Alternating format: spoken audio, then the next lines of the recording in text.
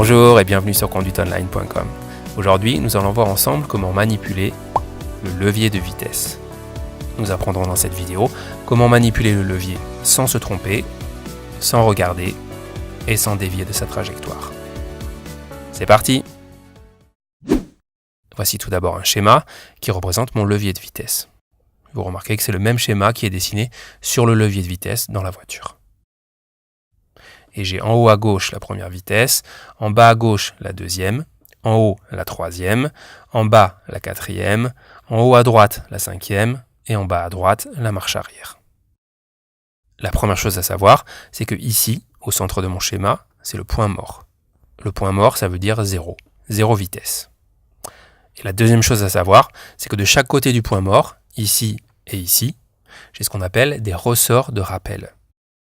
Les ressorts de rappel, ils servent à ramener le levier de vitesse au point mort lorsqu'il se trouve ici ou ici et qu'on le lâche. Je vous montre. Là, je suis au point mort et si je pousse le levier à droite et que je le lâche, il revient tout seul au point mort. Même chose à gauche, je pousse, je lâche et il revient au point mort. Et c'est aussi vrai quand on a une vitesse enclenchée, par exemple la première, et qu'on descend le levier en laissant agir le ressort. Le levier revient tout seul au point mort. Je vous montre. Là, je suis en première, et si je descends le levier, tac, il revient tout seul au point mort. Même chose en deuxième, et il revient tout seul au point mort. En cinquième, pareil, et en marche arrière, même chose. Donc les ressorts de rappel, retenez bien ça, c'est important, ils ramènent toujours le levier de vitesse au point mort. Maintenant, voyons comment manipuler le levier de vitesse pour monter les vitesses. Et on va commencer par la première. Je suis au point mort.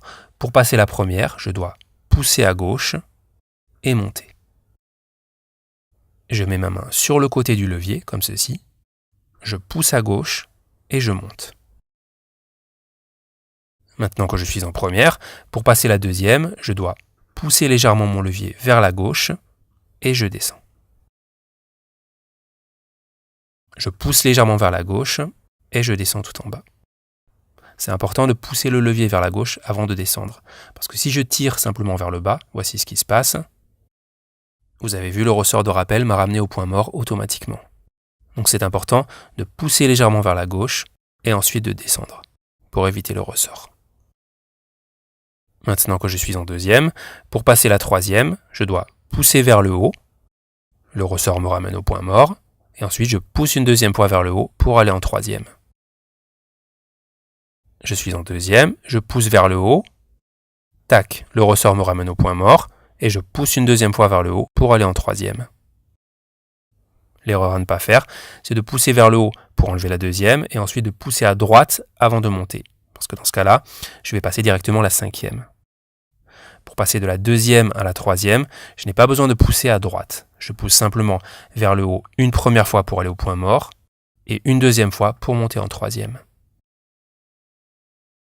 Maintenant que je suis en troisième, pour passer la quatrième, c'est facile, je tire simplement vers le bas deux fois, j'arrive d'abord au point mort et je continue à tirer pour aller en quatrième. Je suis en troisième, je tire vers le bas, point mort, je tire encore, quatrième. Maintenant que je suis en quatrième, pour passer la cinquième, je pousse vers le haut pour revenir au point mort, et ensuite je pousse à droite et je monte. Je suis en quatrième, je pousse vers le haut, point mort, et je pousse à droite et en haut, cinquième. Voilà, on va recommencer depuis le début et je vous refais la montée des 5 vitesses. Point mort, je pousse à gauche et je monte pour la première. Je pousse légèrement à gauche et je descends en bas pour la deuxième. Je pousse vers le haut une fois, deux fois pour la troisième. Je tire vers le bas une fois, deux fois pour la quatrième. Et je pousse vers le haut et à droite en haut pour la cinquième. Je vous le refais une dernière fois. Première, deuxième, troisième, quatrième et cinquième. Voilà pour la montée des vitesses. On va maintenant voir comment manipuler le levier de vitesse pour descendre les vitesses, de la 5e jusqu'à la 1re. Pour descendre les vitesses, c'est presque la même chose.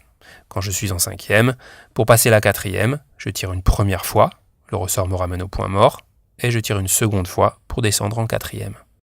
Pour passer en 3e, je pousse vers le haut une fois, 2 fois.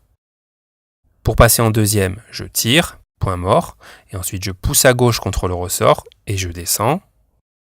Et pour passer la 1re, je pousse légèrement vers la gauche pour empêcher le ressort de me ramener au point mort et je monte. Je vous remontre une 2e fois. Je suis en 5e, 4e, 3e, 2e et 1re. Voilà, vous savez maintenant comment monter et descendre les 5 vitesses. Petite parenthèse sur la marche arrière. La marche arrière, elle se trouve en bas à droite. Donc depuis le point mort, je dois pousser à droite et je descends. Point mort, je pousse à droite et je descends. Et pour l'enlever, j'ai juste à pousser vers le haut et le ressort me ramène au point mort. Ok, avant de terminer ce cours, juste une dernière remarque sur la manipulation du levier de vitesse. Vous avez remarqué que quand je manipule mon levier, je le pousse, je ne le tire pas. Par exemple, pour mettre la 5e, je mets ma main à l'intérieur et je pousse vers l'extérieur. Je ne tire pas le levier, comme ceci. Tout simplement parce qu'à cause des ressorts de rappel, si je tire, le levier risque de m'échapper. D'accord ? Donc je dois toujours placer la paume de ma main à l'intérieur et pousser comme ceci, ou comme ceci, et non pas tirer comme ceci, ou comme ceci.